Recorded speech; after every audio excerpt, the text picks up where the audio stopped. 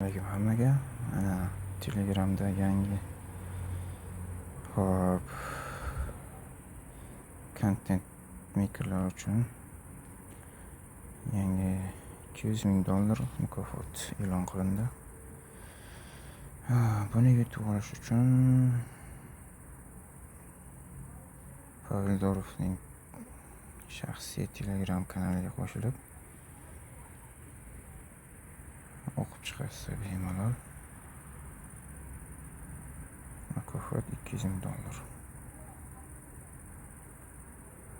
Endi $200,000 bitta kishiga berilmaydi. Masalan, mana bu yerda yozib qo'yibdi: mukofot jamg'armasidan ulush yutib olish imkoniyati uchun 10,000 nima edi bu 10,000 plyus.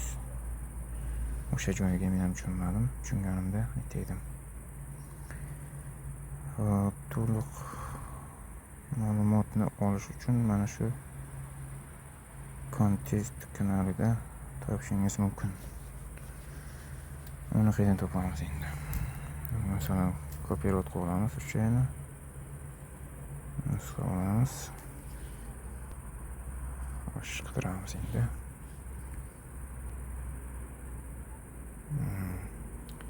Mana 243 mingta obunachisi bor. Kanalga qo'shilamiz.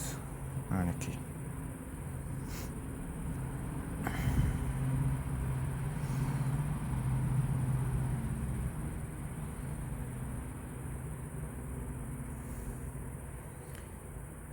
Mukofot jamg'armasi $200,000 muddati o'tib ketibdimi deyman-da.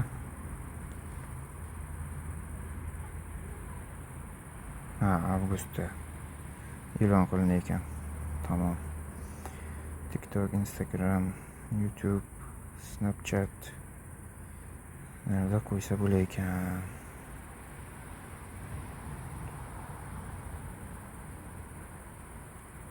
$10,000 kurs bo'lish kerak ekan. 10 mingta. Bizga 10 mingta bo'lar, xudo xohlasa.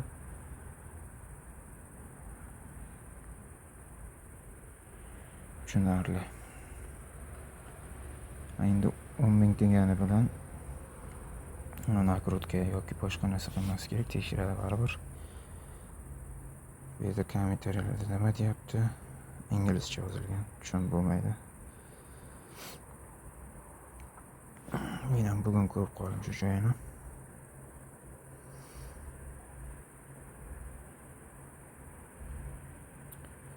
Xullas,